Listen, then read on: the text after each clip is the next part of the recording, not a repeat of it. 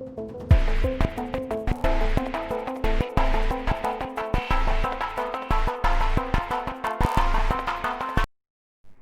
नमस्कार। Doctor Arun Shukla, professor पर्यावरण शास्त्री, आपका दोस्त, आपका मार्गदर्शक। आज हम आपको एक बहुत ही शानदार प्रोडक्ट की बात करना चाहते हैं जो आपके जीवन को और पूरे पर्यावरण को, पूरे समाज के स्वास्थ्य को और अपने भविष्य को सुरक्षित कर सकता है। वो प्रोडक्ट का नाम है हरित संजीवनी।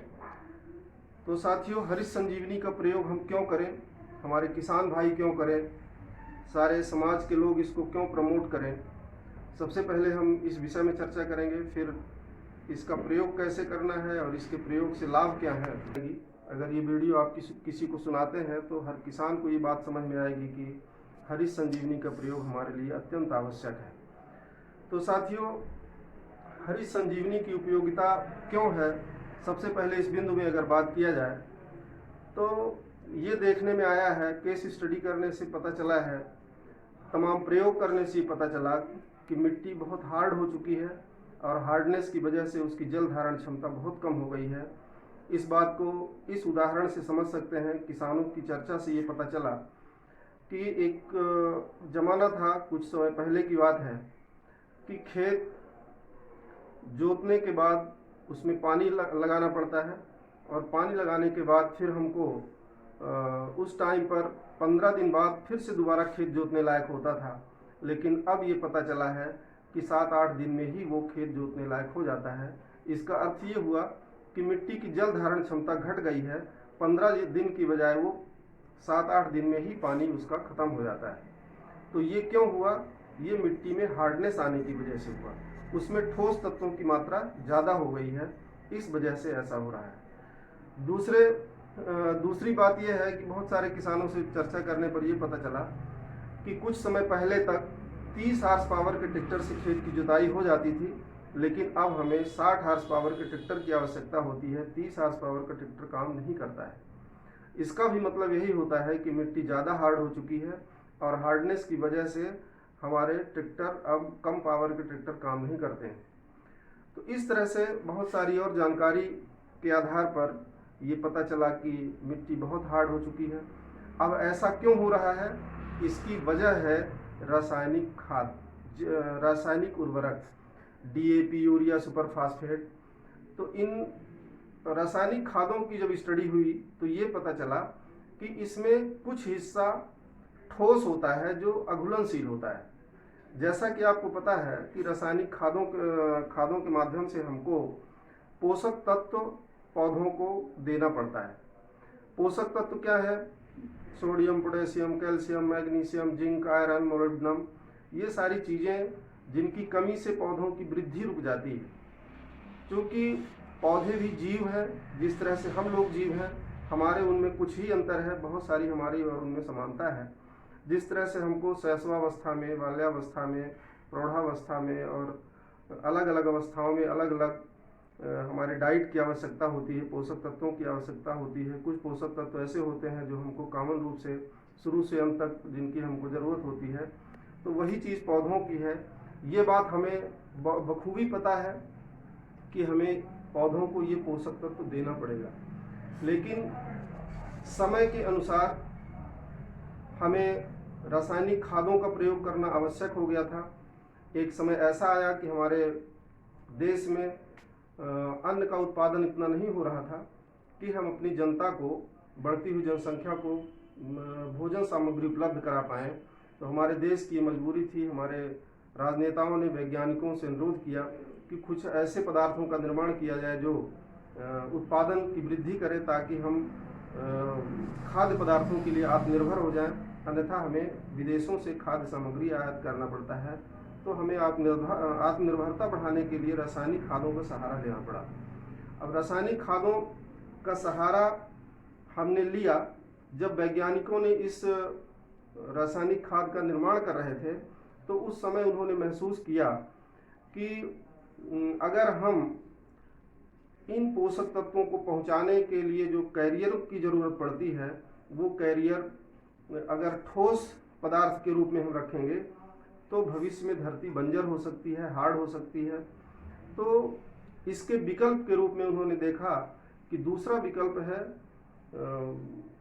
पेट्रोलियम बेस्ड कैरियर, जो उन पोषक तत्वों को खेत तक ले जा सकते थे। ऐसे दो हमारे पास विकल्प थे, सिंथेटिक कैरियर और पेट्रोलियम बेस्ड कैरियर।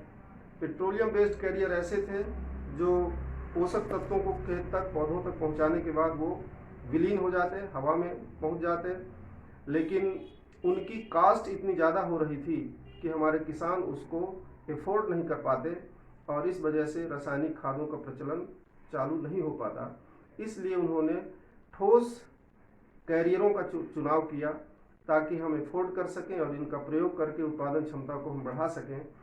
अब उसका परिणाम ये है, 30-40 वर्ष से हम लगातार रासायनिक खादों का प्रयोग करते आ रहे हैं और उसका परिणाम ये है कि आज हमारी धरती बंजरता के कगार पर पहुंच गई है। अब इस बात को थोड़ा स्टडी किया जाए कि रासायनिक खादों की वजह से कितनी मात्रा में हम लोग ठोस पदार्थ हर वर्ष मिट्टी में डालते जा रहे हैं। तो एक ही उदाहरण हम आपको बताते हैं, जैसे यूरिया के माध्यम से हम नाइट्रोजन पौधों को देते हैं और नाइट्रोजन ऐसी चीज़ है जो पौधों की को तेज़ी से बढ़ने में मदद करती है। यद्यपि नाइट्रोजन तो वायुमंडल में भी है, लेकिन उस वायुमंडलीय नाइट्रोजन का पौधे सीधे प्रयोग नहीं कर पाते हैं, तो हमें रासायनिक खादों के माध्यम से इसे देना पड़ता है। तो ये देखा गया कि नाइट्रोजन के यूरिया के 1 क्विंटल में 54 किलो कैरियर है और 46 किलो ही नाइट्रोजन है। तो नाइट्रोजन पौधों के काम में आ जाती है और ये जो कैरियर ठोस है, घुलनशील है, ये हमारी मिट्टी में पड़ा रहता है। इसी तरह से डीएपी में अलग निश्चित मात्रा है। तो अगर ये कहा जाए कि इन विभिन्न रासायनिक खादों में 40 से लेकर 80% तक कैरियर पाए जाते हैं और इस वजह से हमारी मिट्टी हार्ड होती जा रही है। आज हम ज़्यादा उत्पादन की दौड़ में हैं, हम हर वर्ष रासायनिक खादों की मात्रा को बढ़ा रहे हैं और ये भी देखा गया है कि अगर रासायनिक खादों की मात्रा को न बढ़ाया जाए तो हमारा उत्पादन घट जाता है। तो हम उत्पादन ज़्यादा लेने के चक्कर में ज़्यादा मात्रा में रासायनिक खादों का प्रयोग करते जा रहे हैं और बहुत तीव्र गति से अपनी धरती को बंजरता की ओर ले जा रहे हैं। तो साथियों, अगर हम इसी पद्धति से अपना खेती का कारोबार करेंगे तो भविष्य ये है कि हमारी धरती बंजर हो जाएगी, उसकी जल धारण क्षमता इतनी घट जाएगी कि वो 1-2 दिन 3 दिन ही पानी को रोक पाएगी और बिना पानी के पौधे उग नहीं सकते हैं, ये आप सबको पता है। तो इसे हमें ठीक करना पड़ेगा। फिर ये भी देखा गया कि रासायनिक खादों का प्रयोग करने से पौधों की इम्यूनिटी घट जाती है और इम्यूनिटी घटने की वजह से हमें कीटनाशकों का उपयोग करना पड़ता है, क्योंकि उसमें रोग ज़्यादा लगने लगते हैं इम्यूनिटी कम होने की वजह से। और इन कीटनाशकों का प्रयोग हमारी धरती को और दूसरे तरह से नुकसान पहुंचा रही है।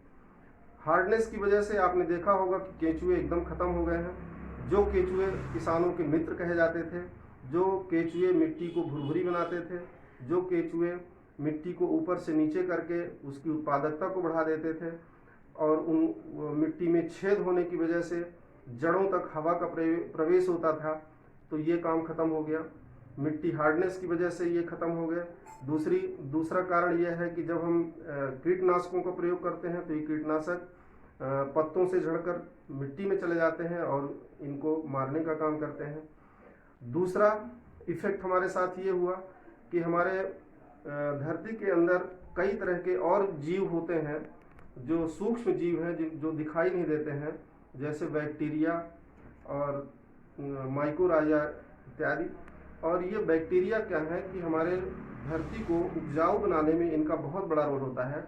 जैसा अभी हमने बताया कि नाइट्रोजन हमारे वायुमंडल में बहुत ज़्यादा मात्रा में है, तो लेकिन पौधे उसका सीधा प्रयोग नहीं कर पाते। तो ये जो नाइट्रीफाइंग बैक्टीरिया थे, ये वायुमंडलीय नाइट्रोजन को नाइट्रेट के फॉर्म में बदल देते हैं और नाइट्रेट को पौधे उपयोग कर सकते हैं। लेकिन ये देखा गया कि इन पेस्टिसाइड के उपयोग की वजह से इन बैक्टीरियाज का भी दमन हो गया, उनकी भी संख्या कम हो गई। अगर ऐसा ना होता तो मिट्टी में रीजनरेशन पावर होता है। केंचुए जो हमारे ऑर्गेनिक मटेरियल हैं उनको डाइजेस्ट करके खाद के रूप में बदल देते थे और ये जो जीव थे, सूक्ष्म जीव थे, ये कार्बनिक पदार्थों को डिकम्पोज कर देते थे, जो फिर से पोषक तत्वों में हमारे पौधों के अंग बदल जाते थे, और कुछ जीव ऐसे थे जो वायुमंडल की नाइट्रोजन को फिक्स कर देते थे, जिससे हमको यूरिया की बहुत ज़्यादा आवश्यकता नहीं पड़ती थी। लेकिन अब ये पूरा तंत्र नष्ट हो चुका है, जिसकी वजह से हमको हर वर्ष रासायनिक खादों की मात्रा को बढ़ाना पड़ता है, और इसकी वजह से हमारी धरती बंजरता की ओर बहुत तेज़ी से भाग रही है। तो इससे अगर हमें बचना है तो हमें खेती की पद्धति को बदलना पड़ेगा, और इसको बिना बदले हम बहुत जल्दी धरती को बंजर कर देंगे, हमारा भविष्य समाप्त हो जाएगा। हम अपनी अगली पीढ़ी को इस तरह से बिगड़ा हुआ पर्यावरण, बिगड़ी हुई मिट्टी देंगे तो उसका जवाब हम कैसे दे पाएंगे। तो साथियों, हमें सोचना पड़ेगा कि हम इसका विकल्प क्या खोजें। अब इसके विकल्प की अगर बात किया जाए तो और भी कई तरह के फर्टिलाइज़र हैं, जैसे ऑर्गेनिक फर्टिलाइज़र और केमिकल फर्टिलाइज़र, ऑर्गेनिक फर्टिलाइज़र और बायो फर्टिलाइज़र।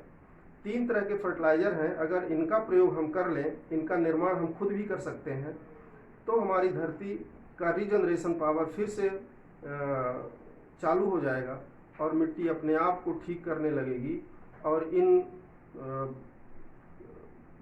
ऑर्गेनिक और बायो फर्टिलाइज़र्स के माध्यम से, जो बहुत सस्ती भी पड़ेंगी, जिनका निर्माण हम खुद भी कर सकते हैं, हम धरती को फिर से पूर्व अवस्था में लाकर अपने भविष्य को सुरक्षित कर सकते हैं। तो ऑर्गेनिक फर्टिलाइज़र में जैसे काऊ डंग हो गया, फिर अल्फा हरी खाद है ना। हरी खाद को आप समझ रहे होंगे कि कुछ ऐसे पौधे हैं जिनको हम मिट्टी में दबा देते हैं, वो सड़ जाते हैं और वो खाद का रूप ले लेते हैं। दूसरा हो गया वर्मी कंपोस्ट, वर्मी कल्चर करते हैं, और वर्मी कल्चर के माध्यम से हम एक बहुत खास तरह की, बहुत उपजाऊ, बहुत उपयोगी खाद का निर्माण कर सकते हैं, जो हमारी आलस की वजह से, हमारा ध्यान न देने की वजह से हम उस खाद का निर्माण नहीं कर पा रहे हैं।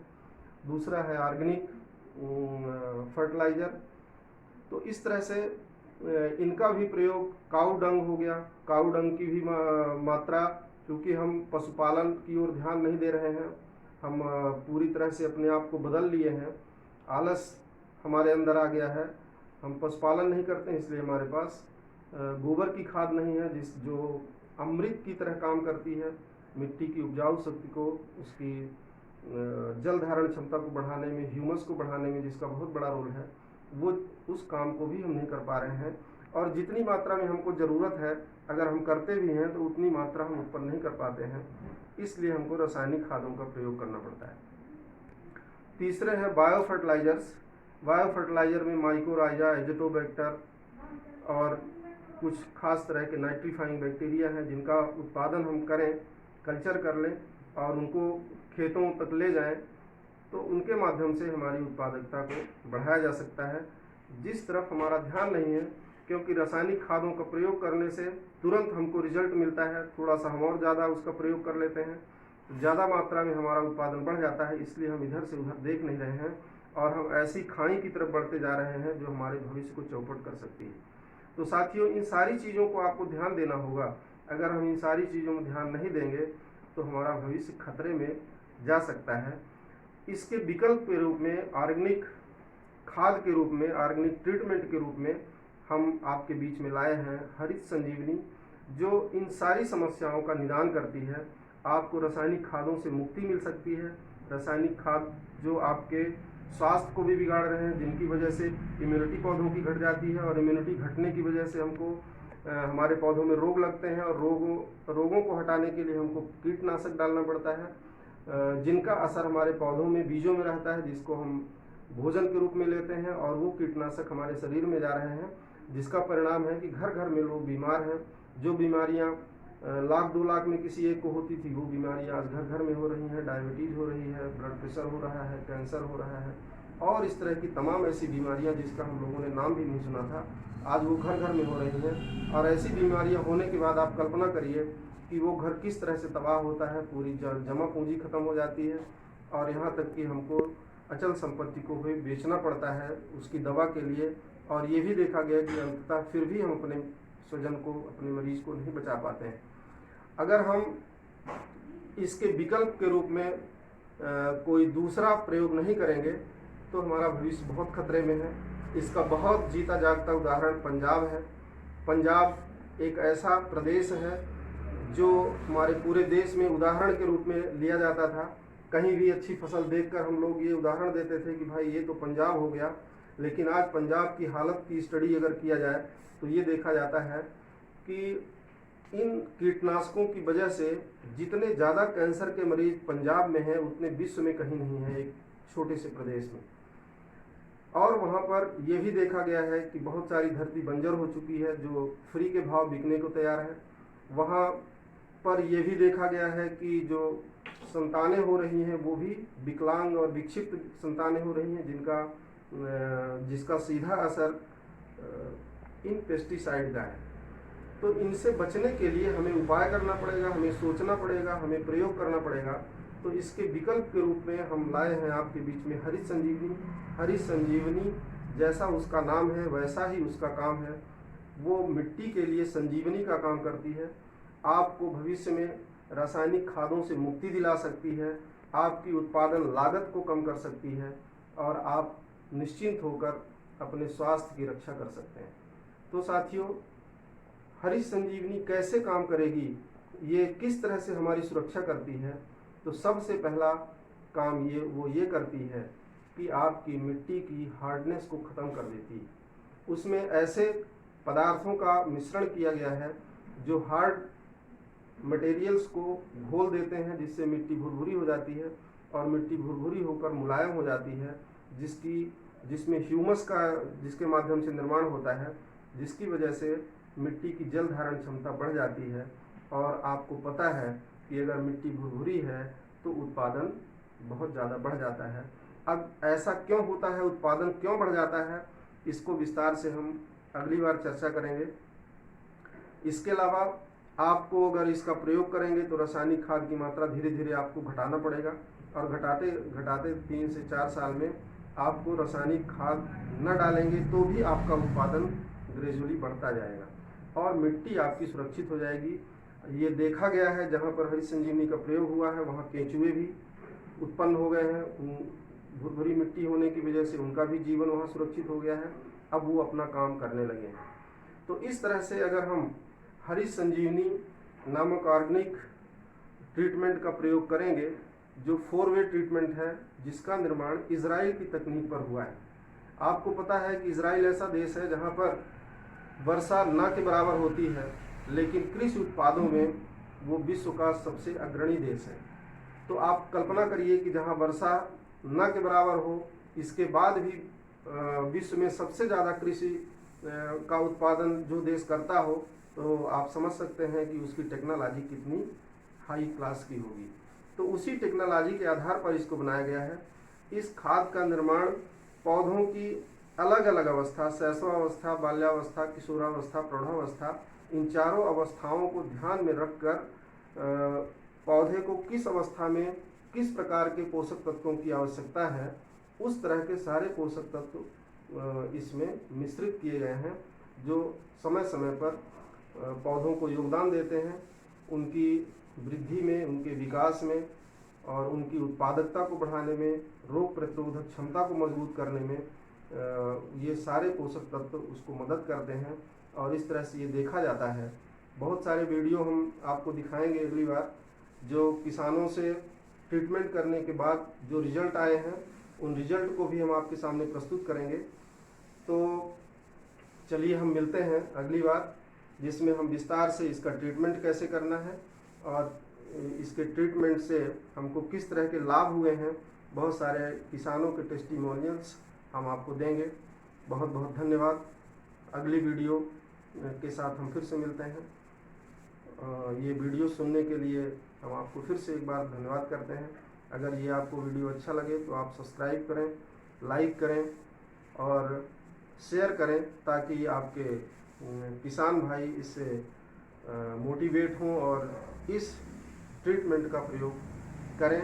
हम अगली बार आपको कुछ वीडियोस देंगे जिनको दिखाकर आप उनको प्रेरित कर सकते हैं। बहुत बहुत धन्यवाद।